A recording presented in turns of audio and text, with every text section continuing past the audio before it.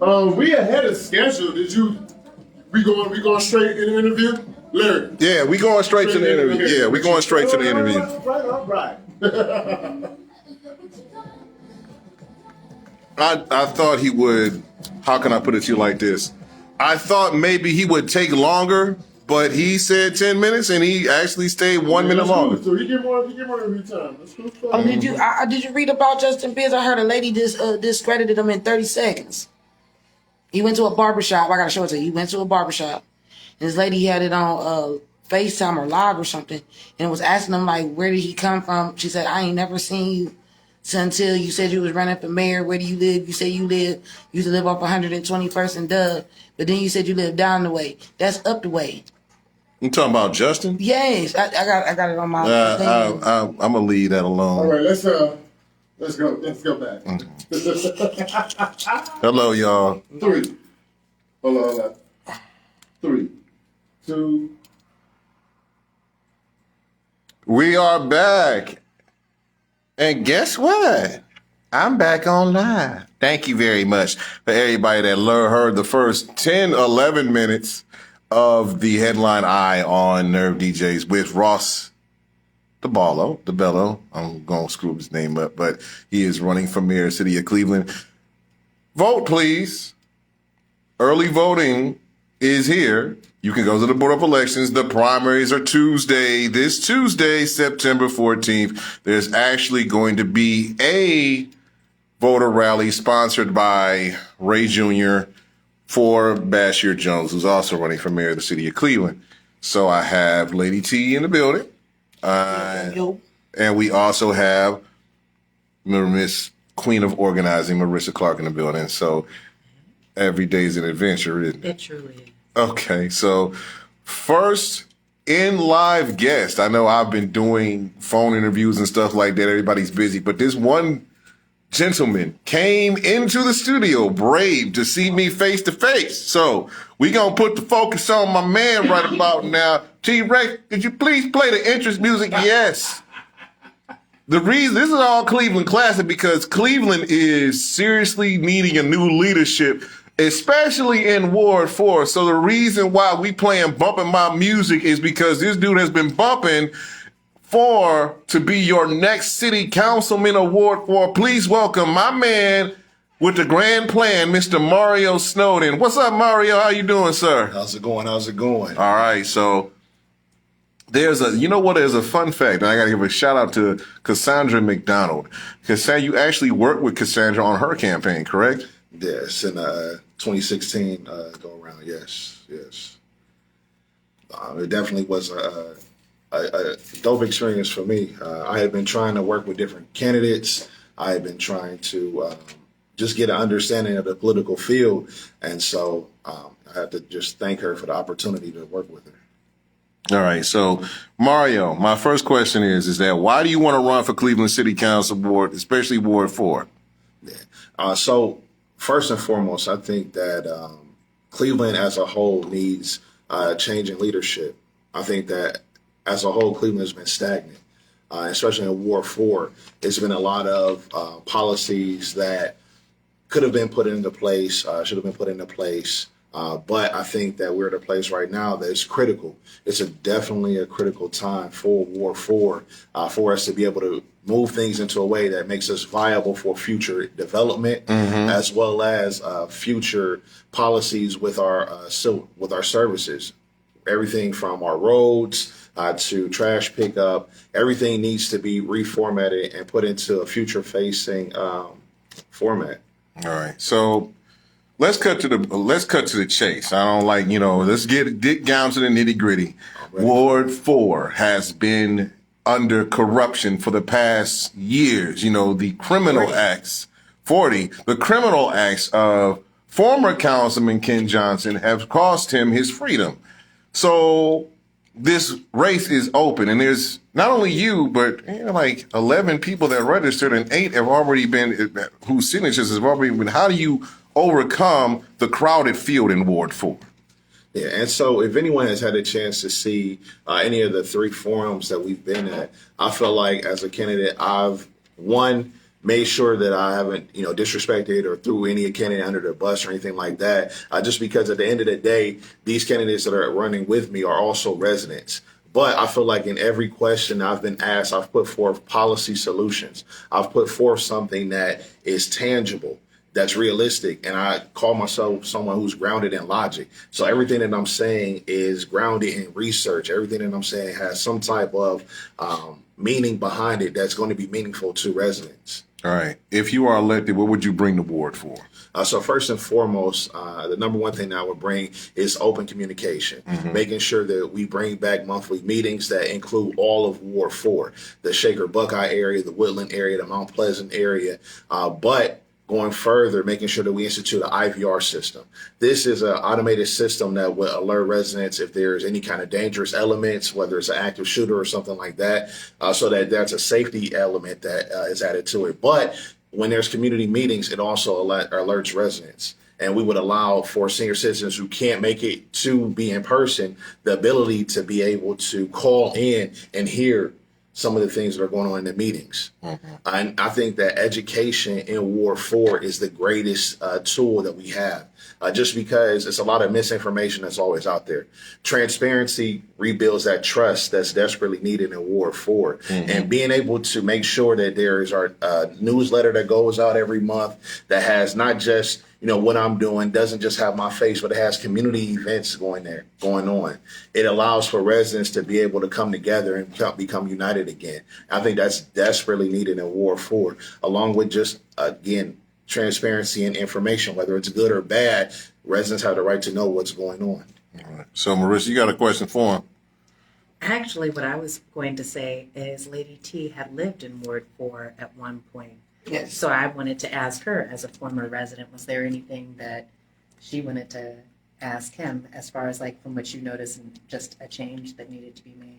I mean, it's more of like an environmental thing. A lot of our residents over in Ward 4, they are concerned about the abandoned buildings. They're concerned about, trying to do something with those buildings. As council, if you become councilman, what are your plans as far as like utilizing those abandoned buildings, those vacant lots that our residents there, past and currently right now, are concerned about? Right. Most definitely. So the first thing that I want to do is make sure that Ward 4 is viable for investment.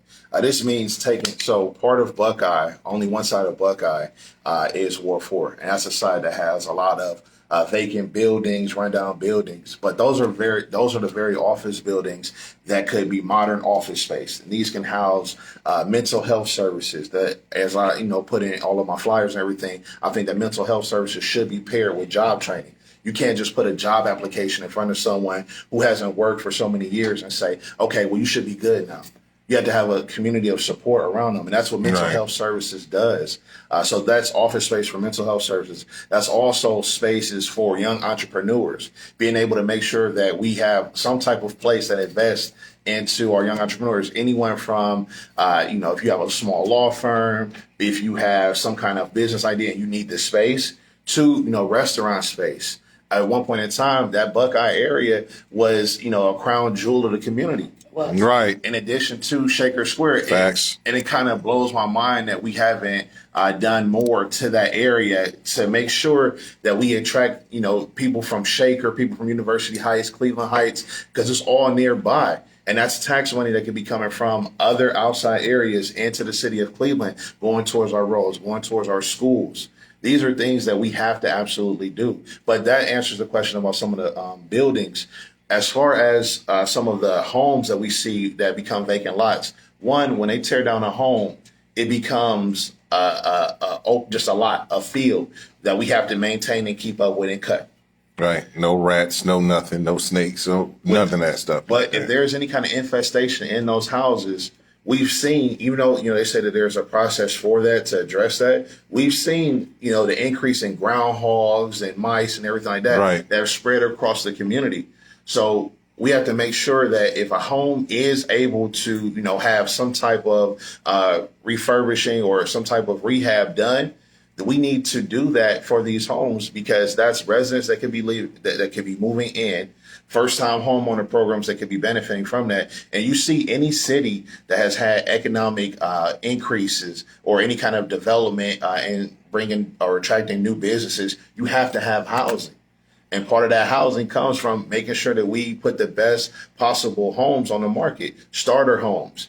We see that redlining had a terrible effect on our grandparents and great grandparents. Right. And the best way for us to move forward and kind of reverse some of those effects is for us to invest in first time homeowner programs. If that home has a tax lien or whatever on it, we won't be able to do anything with it if we tear it down. But if we're able to, rehab it for that same $25,000 that's used to demolish, we're able to put residents in that home. We're able to start off and attract, even if we did a pairing program where we, if you work for the city of Cleveland, we offer you a first-time homeowner program. That puts equity into the pockets of someone in our community.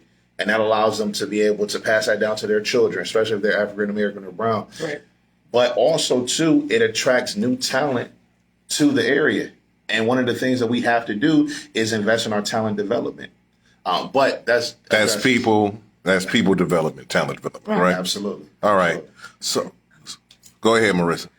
Well, I was going to say back to what you were talking about when you were talking about the office space and making room and space for entrepreneurs. So are you talking about kind of an incubator type of environment? Absolutely. Yeah. So we all know that tech is one of the key pieces in looking at future facing policies, investing in your tech. But we also have to keep in mind that investing in our, teenagers, our youth, and putting them in a place where they can learn, whether it's coding programs, which can be used in an array of different fields, or if it's simple mechanic or engineering programs that can be utilized in those office spaces, it benefits the community as a whole. Because now we have those same students or those same kids that hang out on the block, that hang out in front of gas stations and convenience stores. Right. They're able to actually get some kind of useful information, whether it's, fixing up an ATV or, putting that same work into a car. It's teaching them something that they can use and utilize, and there's a market for it. And that's something that we have to absolutely do. All right. So we have a corporation over there, which is Edwin's. Shout out to Brandon. How would you, if you were elected in Ward 4, how would you work with him to help the youth as far as, talk about the coding and stuff like that? Because he has a good program going over there. So how would you work with him? So first and foremost, just a shout out to any program that's in the community that is helping with reentry, that's helping with putting people who have been in the criminal justice system back to work in a meaningful way is something vital we have to invest in. But we also have to make sure that we bring in other businesses as well that can do the same thing. So with Edwin's, anything that we can do, whether it's grants or other resources that we can do to bring business into their company, but also anything that we can do to help their expansion. Maybe, helping with opening up a different site or some type of training academy in addition to what they already have in place, I think would be an amazing thing to do. But also, too, one thing I've been talking about, there's a youth landscaping program that's in Cleveland. Mm-hmm. And I think that that's something we can pour resources into and bring that into Ward 4. One of the things that people, praised Ken Johnson for was mowing the grass of our senior citizens. Right. And, plowing services. And I remember last week I had stopped a gentleman that was on the ATV. And we were talking, it was middle of the night. I just seen him, he pulled over at the Sunoco on 116. People probably say that's not a good idea to do. But I, just had questions for him. And I wanted to understand a little bit better some of the things. But he said, he was like, hey, I worked for Ken Johnson. He was a solid person. Because when he was a youth, he put money in his pocket through that program. And I think that if we pour resources into the youth landscaping program, it allows us to put money in our 11th and 12th graders' pockets that want to volunteer or sign up for the program. But that's a consistent, sustainable service that can offer grass cutting for our senior citizens, especially the impoverished ones, as well as snow plowing. But it also teaches those kids entrepreneurial skills that they can take and use anywhere in the country, as well as it gives them some kind of value for the community. It allows them to be able to say, I'm about to throw this pop can out the window, but I seen what it takes to clean this up. So I'm gonna think twice about doing that. When you work in a certain field, you have a little bit more care and awareness for that. And so by them working in the community, paying homage to our senior citizens, as well as serving our community, they have a value that they bring to our community. Right. Speaking of the kids, what is your profession as far as being part of the youth? So I'm a dean of engagement with Cleveland Metro School District. I'm going into my 5th year. And it's allowed me to have a whole new appreciation for our youth. Being able to bring in programs that excite our youth, being able to work every day and, build and put character building programs into our schools, working with our middle school kids and the ones that a lot of people would deem, troublesome and so on and so forth. Those are the very kids that you see potential in. I have a student now that, regardless of what he's done in the past or what trouble he's come into, when you talk to him, you would think that this guy was a scholar. You would think that this kid was, a high school age scholar. He's only in the 8th grade, but how amazing it is when you actually get to know our kids and can invest or bring resources to them that not only, brings excitement to their life, but it also shows them a different path. Our kids do not have enough exposure right now. I do agree. Right, exactly. When we are looking at our youth, they think that, that what a rapper makes or, what an NBA player, that's the only, high paying profession or outside of what they can do illegally. And they don't know, principals make $120,000. We know the median income in Cleveland is $34,000. In Ward 4, it's like $20,000.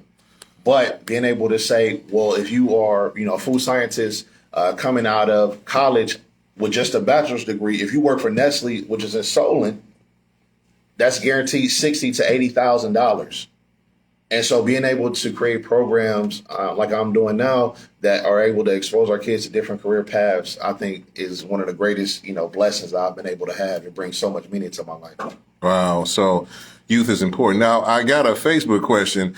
Natalie Fitton said, would you have something for the youth to engage in political education or political activities? Absolutely. So, ironically, when I had did the questionnaire for the endorsement, which I didn't get the endorsement, but I did a questionnaire for one of the Democratic youth programs or organizations, but it has sparked my mind about a civic engagement program that we can do with our high school students. At the end of the day, right now, a lot of people say that we don't know, what politics does for us. That's the thing. A lot of people, well, I don't see the results. I don't see it. It's not transparent. It's not in my face. If we're able to bring, whether it's bringing money from corporate sponsors to put into like a fund in the high schools and work with them on a civic engagement program, so they have a student government, being able to bring funds where they can allocate to different things, it brings it to the forefront of what voting for a representative can do. It brings it to the forefront what their vote can do and the power in that. And so now, this 16, 17, 18-year-old is able to go forth out of high school and understand the power of voting and bring that into, their civic engagement as a young adult. So those are some things that, I want to do and that I have a plan to do as well. Okay. So what is the first 100 days, if you are elected, what's the first 100 days of your constituency look like? What is the first thing you're going to tackle in Ward 4 if you are elected? Once you put on that hand on that Bible and swear in, what's the first thing you're going to do? So I think the work starts even before then.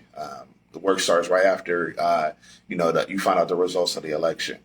At that point, you start assessing the community development corporations. You start assessing some of the programs that are in the community currently, whether it needs to be invested more money into or whether it needs to be reformatted so that it addresses the needs of the community more. So that work starts day one, even before you're sworn in. And then once you are sworn in and have the ability to actually address things and actually put action into certain things, that's when we institute that IVR system. That's when we institute the community meetings. That's when we make sure that we start a surveying program like they have in Old Brooklyn, where you survey all of the homes in your area. And that way you're able to provide data to the community development corporations along with the funding. So people are able to get those grants and loan or grants to be able to reformat or redo their roofs, address other housing problems they may have where that ground hog may have dug up underground and now you have leaking in your basement. Right. If we're able to have these surveying programs, then we're also able to address the issues with some of our slumlords, with some of our or landlords that put our renters in terrible positions. A lot of the homes in Cleveland, I think it's like 90% or something like that, were built before 1978. Right. Which means that lead is the issue. Yes. And then as time goes on, Lead poisoning. Absolutely. But if we're doing this surveying program, we're able to actually put funds into place that homeowners can use. And then we're also able to address or, work with the health department and cracking down on some of these conditions that affect our renters. Right. So when you're running, and as you know, that Mayor Jackson is not seeking re-election, so you're going to deal with a whole new mayor. How do you deal with new leadership and a new cabinet for the city of Cleveland to get the money that your War 4, and the security desperately needs? Right. So first and foremost, I think that we have to make sure that we utilize the money that we're already given, right? Mm-hmm. So we have to make sure that it's transparent, it's accountable. Community block grant dollars, correct? Absolutely. We have to make sure that every resident can see where this money is going. There's nothing shady or behind the doors going on. And I think with that, you also show that you're viable and you show that you are worth that additional investment. But in working with the new administration, you have to also keep in mind that you're working with departments. You're working with city services. You're not just working with the mayor's office, but you, in addition to that, you build a good relationship with the mayor's office because they're going to have programs that they want to bring to the table. And by you working with, the head of the departments, and you also not just talking to the head of the departments, but you're talking with the people that work in those departments that know what's going on, things that people who are at the top may not always know. They may be far removed. They may have an understanding of how to, run successfully a department, but they may not see all of the different things that people on the ground are seeing. And so in talking with them, you're able to have a better sense of, okay, how can we make sure that our city services are future facing? How can we make sure that there are modern ways to access those services, like updating, the City of Cleveland's website? And these are all things that affect all of Cleveland, but it also makes it easier for residents of Ward 4 to be able to access different services. Right. I got a question. Can I ask one more question? Go ahead. Hey, Lady C. Well, as me being a former mayoral candidate within this race, one of the questions that people wanted to know is that if I didn't make it, would I still continue the work that I'm doing now currently?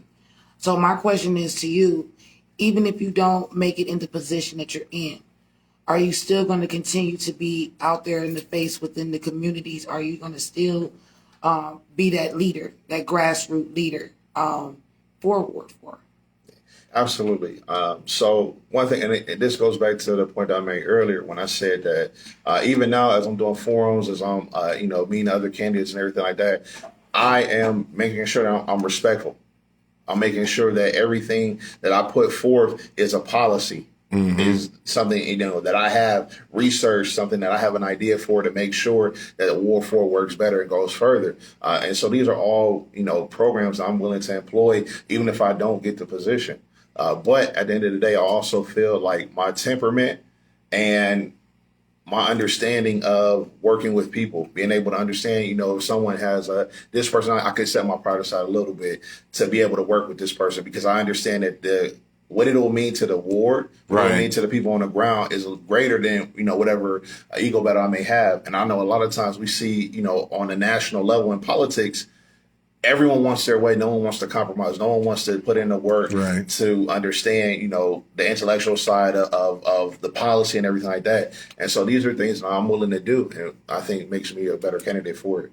So pretty much no dirt throwing, correct? Absolutely. No dirt throwing, no trash talking, no anything. So that's the key. So the thing about it is, you said you work with children. What age brackets have you worked with them with? Out of college, I worked with Akron juvenile probations. After that, I've done many programs with the Boys and Girls Club in Akron. I've done programs with Cleveland, with our Cleveland schools. I've done programs with every age bracket. Um, so before I had this position, I worked primarily just with our older kids. I worked with our teenagers. I worked with, like the 13, 14, and up to 18 range. But since I've gotten this position with Cleveland Metro School District, I've been able to work with our pre-K kids and kindergarten kids and seeing how, lead testing works and the effect that it has on kids.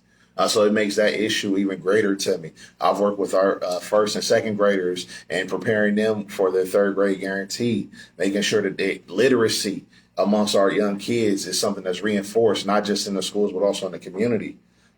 Working again with our middle school kids on not only the education side, but the character side, making sure that our young boys have the understanding that when you're going out here, there are things that you have to do in order to survive, in order to be able to provide for your family, in order to be able to make it to college or make it to a career and actually sustain and keep those careers. So I think that, you have to do the work while they're young to be able to instill it in them so that when they get older, they have a greater understanding for it. Marissa, you have anything to say? Yes, I actually do have a question, and I'm glad that you mentioned that experience. One of the things that I've heard that has been the greatest hurdle with getting more young people into the trades has been basically a gap on their proficiency when it comes to math. So how would you use the experience that you already have with the school to try, with working with schools and working with the young people to try to basically plan programming to bridge that gap within Word 4? And I think that's a absolutely vital question, just for the simple fact that we are in a pandemic right now. And we know that, the possibility of things being shut down again is very likely. And with that, we don't want our kids to fall further behind. So first and foremost, I want to reformat our recreation centers. So they don't just invest in our kids' athletic ability, but they also invest in our kids' academic ability. At the end of the day, our Cleveland kids and youth had to compete with those kids that are in Solon, Beechwood, Orange, Shaker. They have to compete with them. We have to make sure that we do our job. So that entails us making sure that there are tutoring programs that are available in the recreation center, along with, food for those students who don't have that at home or those youth that don't have that at home, but structure. We have to make sure that we have more structure and programs. So this means that even taking our recreation centers, if we create classrooms or office space in our recreation centers, we're able to bring our students in. All of our students in Cleveland, now Cleveland is a one-to-one school. That means that each student has a device. For our pre-K and kindergarten kids, they have iPads. For all of our older students from first grade to the 12th grade, they have laptops. And so we have to make sure that we do our job in making sure that we have Wi-Fi at all locations that are public, making sure that we have, broadband and things like that available in the home so that our kids are able to not only get on for their classwork, but then we have programs outside that offer them the ability to work on the computer, to learn different trades, learn coding, and reinforce that. And right now with computers and with laptops and technology devices, period, it allows for our kids to be able to play those games that strengthen their math skills, that strengthen their reading skills, and it's fun for them. So it's a reinforcing there, but it just takes us to structure it in a way that makes an incentive for them to be able to do it. And so, those community parties, if we reach a certain level on one of these, math games, for every student that does that, now we're able to host this thing where they can come out and get free food or come out and get some kind of prize. And it's exciting. We don't have that in our community. And it takes, I feel like this is one of the things that being a younger candidate that's more aware of, some of the technology that's available to us comes into play and it helps us out. But those are some things to answer your question that will help us to reinforce education and make our kids a little bit more proficient in the different things needed to take some of these jobs. All right. So are you thinking about changing the name of the community center? Because it is the Ken Johnson Center right now, but no. The thing is that you talk about bringing that. What about getting the younger people who are voting age to vote? Right now, our voter turnout is hitting the bottom of the barrel. And in this primary, it's like the special congressional election race, District 11. It was at 17.4% in Cleveland, which is pretty low. The suburbs outvoted everybody. Now, we need to get it up to at least, I would like to say my dream goal is like 55, 60. Actual goal is like 35% in this primary. How do you get your voters to vote for, how do you get the voters to vote for you or to vote, period? First and foremost, being able to get our voters to vote entails, one, making sure they're actually registered in our area.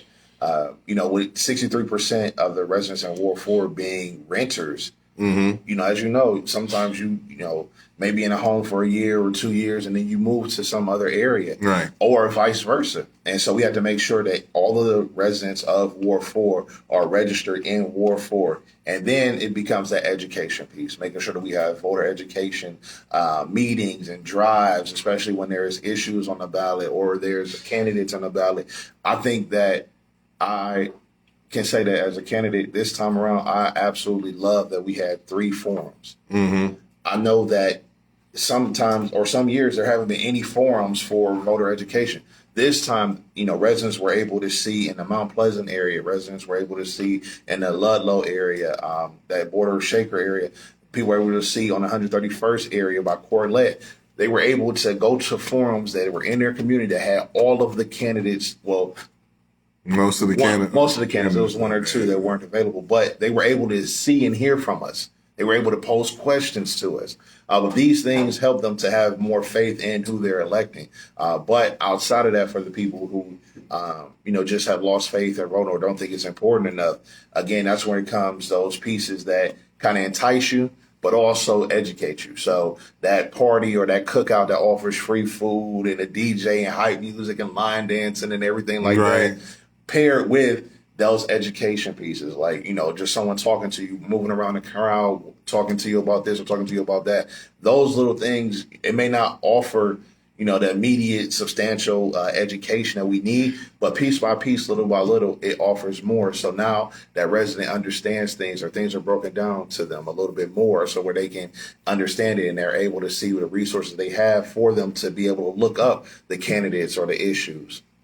So I'm going to say sometimes that Buckeye Woodland area where Ward 4 has been forgotten because of the renters and things of that nature. And the only thing they did remember is a crime area, the gas stations, things of that nature.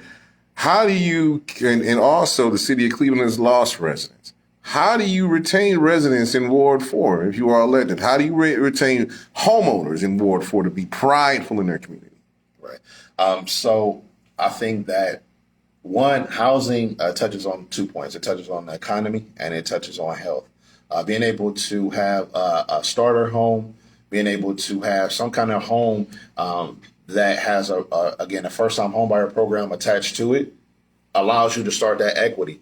So now you're able to start putting money into yourself. We know that if you've been renting for your whole life, whether your rent is $1,000 a month or $500 a month, at the end of the day, that's money that's going to someone else. And so if you're renting for, that $1,000 a month, you're able to take at least $800 of that and put it into your own pocket, invest in your own self, to yourself. So I think housing, investing in housing and development alone provides incentive for people to move back into Ward 4. But outside of that, we have to make sure that we tackle what Ward 4 has to offer. Right. So, okay. So, go finish your point. Yeah, so with that, making sure that we have entertainment in Shaker Square that's family oriented, that has businesses that are community facing. So if we look at what the needs are in the community, like childcare, that's a huge thing. Huge. And that allows for people to go to work. That allows for people to be able to do the things they need to do to make a living. If we have childcare services in the community that are high quality, that are actually teaching our kids, that are safe and making sure that, all the precautions are needed health-wise that are taken, I think that alone can bring residents back as well. All right. So what about businesses? How do you get, we see the stores and stuff like that, and there is, the shopping centers. How do you get more businesses to patronize Ward 4, like something big like, I don't know, a Starbucks or a Dunkin' Donuts or something like that, to not only to get them to spend money in Ward 4, but to employ the residents of Ward 4? How do you get them in the community if you were elected? So I think first and foremost, you have to look at what the dynamics of War 4 are. Look at what companies do. So some companies, in order to franchise it or build it out or anything like that, they say like the median income needs to be like, I think with Chick-fil-A needs to be like 76,000, or it needs to be located near a highway or something like that, right? So looking at those particular things, we have to look at what War 4 has. So we have to start building from Shaker Square out. So if we put the needed renovations into Shaker Square and needed development into Shaker Square, then we are able to build out to the Buckeye area. And then we're able to have that Starbucks, somewhere in that Shaker Square area. And then we're able to put those other businesses because, again, businesses look at what other businesses are in the area. And they look at, what residents are in the area. I think that the Shaker Square Buckeye area is such a prime location to have access, one, to the residents of Cleveland, but two, having access to Shaker, University Heights, Cleveland Heights. And that brings money to businesses. But we also have to tackle the safety aspect. And that's, always the big elephant. Yeah, it is. Yes, it is. That brings my next question. Do you think you need more police in Ward 4? Or do you think you need police that look like the residents of Ward 4, which is primarily African American? So actually, in my safety plan that I've been talking about, I haven't just been putting out that we need safer streets or a safer community. There are multiple points in that. One point that we need to make sure that we have is the adjusted speeding problem in residential areas. So I've proposed 3 different ways to do that. One is frequency and patrol, making sure that the police presence is felt, which you need more officers for. The other one is speed bumps in those residential areas, or having one-ways. So those are things that, residents would be able to vote on for those different streets. So that would address traffic and speeding in that aspect. Frequency and patrol versus directed patrol. When we have data that shows that this is a hot spot, those are directed patrols. You know that this is the issue area, and so you know what the particular issues in that area are. So you put direct patrols in that area. Frequency and patrol makes the police presence felt. So sometimes just having more frequency and patrol allows for response times to be shorter. It allows for residents to be able to see, oh, this is the cop that does, the 1 o'clock roundabout on this street or that street. In addition to that, I also have proposed a HBCU recruitment initiative. This one would be paired with, if we're able to get that first-time home owner program, it will be able to attract people from HBCUs into Cleveland to specifically work with our police services. And these will be going after people that are at HBCUs under service, like social service programs, or social work programs, I'm sorry, and being able to bring them into our police force, which brings, black and brown officers to our streets. But also in the city of Cleveland, we know that they've paid out since 2014, $24 million in lawsuits. And in order to address some of the professionalism aspects of Cleveland police, we have to make sure that we, one, have a police force that rivals all of the suburban areas. That means that we have to put more money into our police officers. And that allows us to address the accountability aspect. Right. When you have a little bit more to lose, you're going to think twice about doing something, being disrespectful or having that complaint against you. And I think that that's what we have to do to ensure that we can get those veteran officers who can train our young black officers, those veteran officers that can provide services because they know, okay, this is Joe on, this block, and every, something he may drink outside, but he's not a threat. He just needs to be taken home. And it allows for us to be able to make those community connections that make our streets safer and give accountability to our police officers. That's what's up. Go ahead, Lady T. My question is, okay, throughout my research within my campaign, it was a lot of people that did not know who their precinct committee members are. I think that it is very important that they be more involved, they're being more seen. How will you be able to reach to make sure that the precinct committee members in your ward are more active within the residents?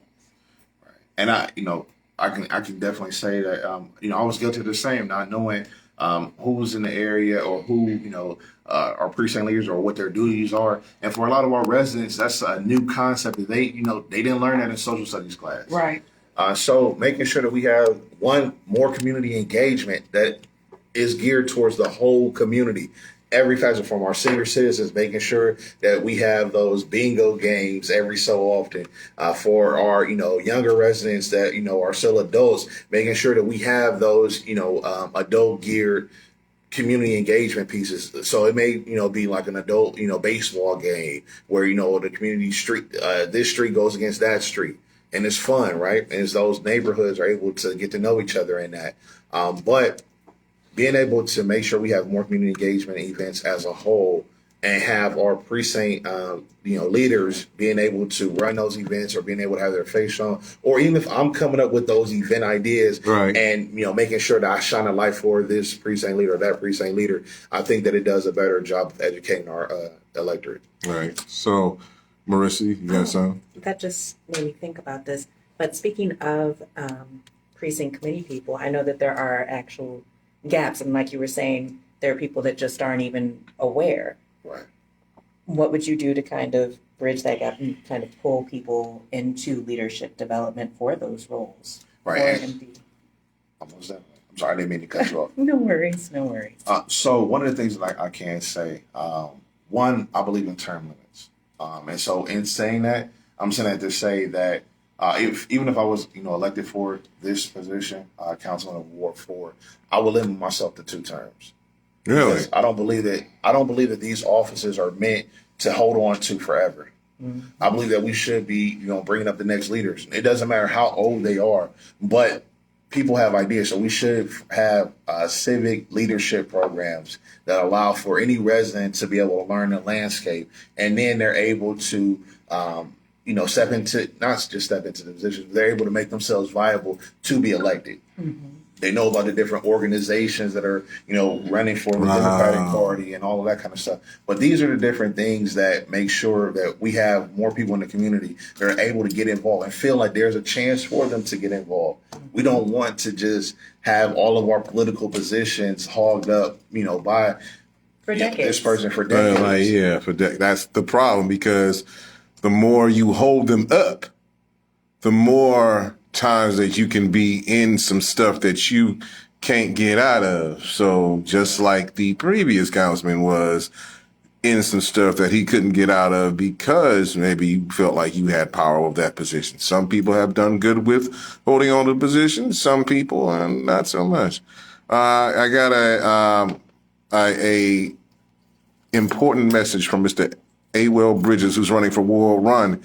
He's telling you, run your race, young man, run your race. That's with that. So you have a lot of ideas. How can people contribute to your campaign, and what is your social media handles, information on how people can walk with you, pretty much because primary is coming up on the 14th of September. You got a race where you have to compete against other people. So how can people help you out to push you to that general election in November 2nd? So first and foremost, with the primary coming up so soon, if anyone wants to donate or if they want to reach out to me, I have a comment box on my website, ward4snowden.com. That's WARD, the number 4, SNOWDEN.com. And you can donate there. You can comment and let me know if you want to volunteer or walk with me. Also, if anyone wants to follow me or reach out to me, whether it's Facebook, Twitter, or Instagram. On Facebook, it's Mario Snowden, symbol. On Instagram and Twitter, it's Mr. Mario Snowden. Okay. So you pretty much have that locked up, and then contact information is on your website, correct? Yes, sir. All right. So anything as far as any inspiring words for what's the fun fact about Mario Snowden? What would you be doing if you wasn't doing this? What's the fun fact about you, man? So I would absolutely, be traveling. I think that that's one thing that our community has to do more of, being able to see the world and being able to see that this world is bigger than our community, making sure that our kids are able to see that. I would still be doing the same thing I'm doing, still working with our youth. I would still be enjoying it to the core. Right now, I'm working on an art competition that I hope to expand to a couple different schools and hopefully a couple different places in the community, period, in Ward 4. But I'm working on that. I'm working on a program that expands our kids' knowledge and exposes them to different career paths. So I've spoken with a couple judges, I've spoken with a couple firefighters and EMT, just about showing them a couple different paths and how to get there. So that's something I'm really excited about. And I get so much pleasure out of being able to see our kids light up when they see like, oh man, this seems cool. This is a career path I could actually do. It's tangible. I can touch it. This is the pathway for me to get there. Like, man, I can't tell you the amount of. You got children of your own? No. Wow. Okay. You be the like, shoot. I mean, you be like, sound like a motivational speaker, mentor to these young men and women, especially out here in Ward 4. As since I am a resident, I am looking out for you. So, I appreciate that. All right. So, break time. This is on the Headline Eye on NerveDJs.com. My girl, Gina Fayola, Mind Control. We'll be right back on the Headline Eye on Nerve DJs Network, www.WNRV 10.1. I like what you said about